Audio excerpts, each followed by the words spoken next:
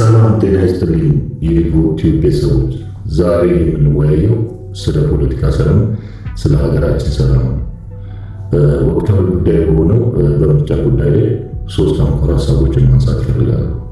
ባለፉት ጊዜያት ምርጫ በሚደረግ ጊዜ ምርጫ በመጣ ቁጥር ደስታ ሳይሆን ስጋት ነው የሚቀድመው።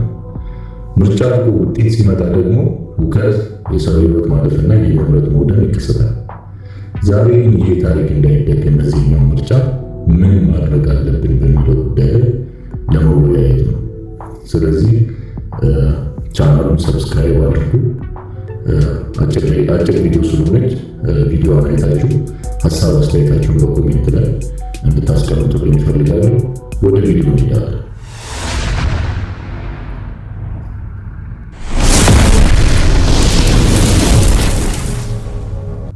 እሺ ቤተሰቦች ተመልሼ መጥቻለሁ።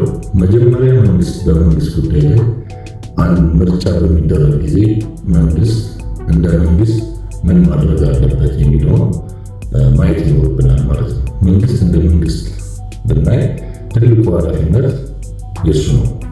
ምርጫው ፍጹም ሰላማዊና ፍትሃዊ እንዲሆን የማድረግ ግዴታ።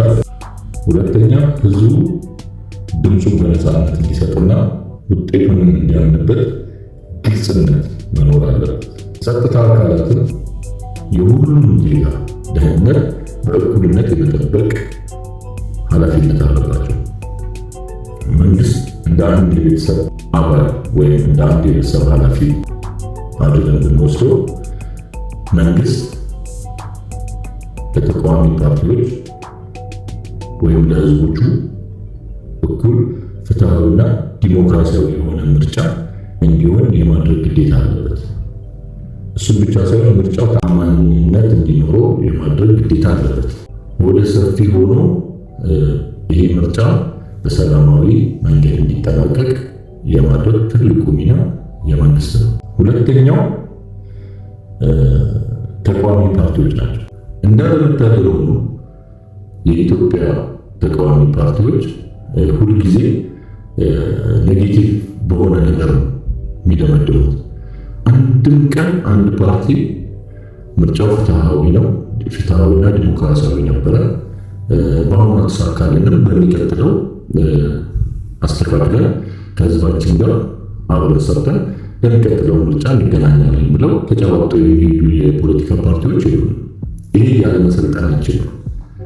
ስለዚህ አሁን በዚህ በ21ኛው ክፍለ ዘመን ሪያሊቲውን ክዶ ሁከትና ብጥብጥ መሰንሰር ተገቢ አይደለም። ስለዚህ ተቃዋሚ ፓርቲዎች ለራሳቸው ይሁን ለደጋፊዎቻቸው ትዕግስትን፣ ችግሮች እንኳን ቢኖሩ መጭበርበሮች እንኳን ቢኖሩ በህጋዊ መንገድ ብቻ በጠረጴዛ ዙሪያ ለመፍታት መሄድ እንዳለባቸው ማወቅና ለተከታዮቻቸው ማሳወቅ አለባቸው። ምርጫ ከተጭበረበረ በቀጥታ ወደ ፍርድ ቤት በመውሰድ በሰላማዊ መንገድ ትግላቸውን ማድረግ ይችላሉ። ምንም አይነት ሁከትና ብጥብጥ የሰው ህይወትም ንብረትም ሳይወድም ማለት ነው። ይህን ነው ማድረግ ያለባቸው።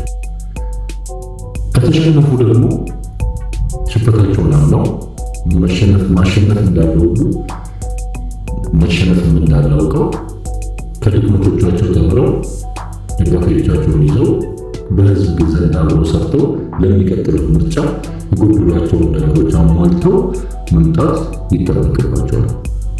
በዚህ ምርጫ ይህንን ነው መጠበቅ ያለብን ወይም ማድረግ ያለብን ማለት ነው። ስለዚህ ተቃዋሚ ፓርቲዎች ይህን ነገር በደንብ አስበውበት ከምርጫ በኋላ ምንም አይነት የሰው ህይወት መጥፋት፣ የንብረት መውደም የሚያስከስት ነገር ላይ እነሱም ሆነ ደጋፊዎቻቸው እንደማይገኙ እርግጠኛ መሆን መቻል አለባቸው ማለት ነው። ሌላው ሶስተኛው የኢትዮጵያ ህዝብ የሰላም ዘብ ህዝቡ ነው። ሰፈር ውስጥ ወጣቱ ስሜታዊ እንዳይሆን መምከር ያስፈልጋል። በሶሻል ሚዲያ የሚናፈሱ የጥል ወሬዎችን፣ አሉባልታዎችን አለማሰራጨት የኛ ድርሻ ነው። የምርጫ ካርድ የምንጥለው ሀገርን ለመገንባት እንጂ ለማፍረስ መሆን የለበትም። ስለዚህ ህዝብ እንደ ህዝብ በሶሻል ሚዲያ በሚናፈሱ ወሬዎች ወይም አሉባልታዎች ወይም ደግሞ በህዝቡ ደምና ህይወት ወደ ስልጣን ለመምጣት የሚያደርግ ፓርቲ ካለ ያንን ፓርቲ የማስቆም ኃይል ጉልበት ያለው ህዝብ ነው። አልሰማም ማለት አለበት። ልጆቹን መምከርና መጠበቅ አለበት።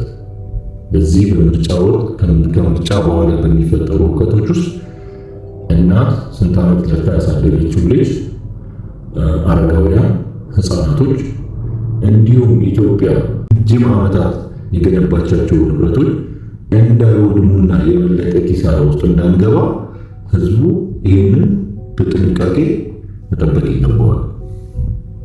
ህዝብ እንደ ህዝብ ወደ አላስፈላጊ ነገሮች ውስጥ የሚገባ ፓርቲ ካለ ወይ አካል ካለ ወጥቶ በሰላማዊ መንገድ ድምፁን ማሰማት ይችላል።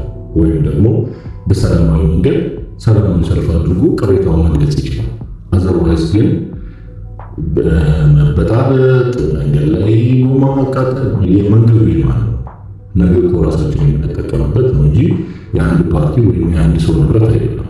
ንብረቶችን ማውደም፣ ሰዎችን መጉዳት፣ መደባደብ፣ ከጸጥታ አካላት ጋር አስፈላጊ ሰጣ ገባ ውስጥ መግባት አስፈላጊ አይደለም። ልንሰለጥን ይገባል፣ ልንጠነቀቅ ይገባል።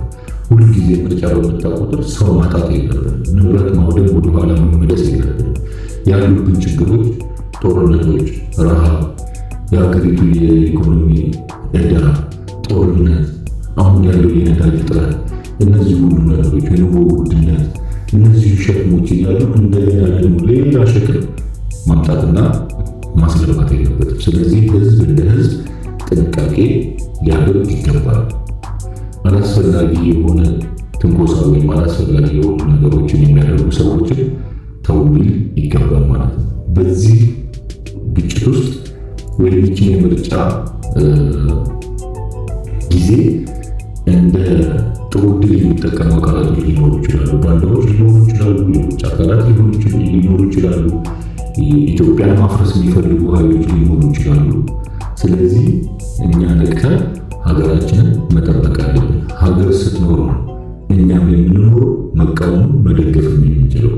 ስለዚህ ህዝብ እንደ ህዝብ ይሄንን አውቆ ልጆቹን መጠበቅ፣ መምከር፣ አካባቢውን መጠበቅ፣ ጸጉረ ልውጥ ካየ መከታተል፣ ሁሉም ሰው በየሰፈሩ ውስጥ ይህንን ነገር ማድረግ ይገባዋል ማለት ነው። ውድ የሀገሬ ልጆች ሁላችንም ሰላምን እናስቀድም። ሀገር ከጠፋች የምንጣላባት ምድር አይኖረንም። እናንተስ መንግስት እንደ መንግስት፣ ህዝብ እንደ ህዝብ፣ ተቃዋሚ ፓርቲ እንደ ተቃዋሚ ፓርቲ ምን ቢያደርግ ይሻላል ትላላችሁ? ሀሳቦቹን በኮሜንት ላይ ጻፉልኝ። ያነሳነው አርዕስት በጣም ሰፊና ረጅም ጊዜ ወስዶ የሚያወያይ ቢሆንም በዚህ አጭር ደቂቃ ውስጥ ያስቀመጥነውን ሀሳብ ሁላችሁም በየቤታችሁ እንድታንሸራሽሩትና እንድትመካከሩበት እፈልጋለሁ። ቪዲዮን ከወደዳችሁት ላይክ አድርጉ። ሰዎች ጋር እንዲደርስ ደግሞ ሼር አድርጉ፣ ሰብስክራይብ አድርጉ። በሌላ ቪዲዮ እስከምንገናኝ ድረስ መልካም ጊዜ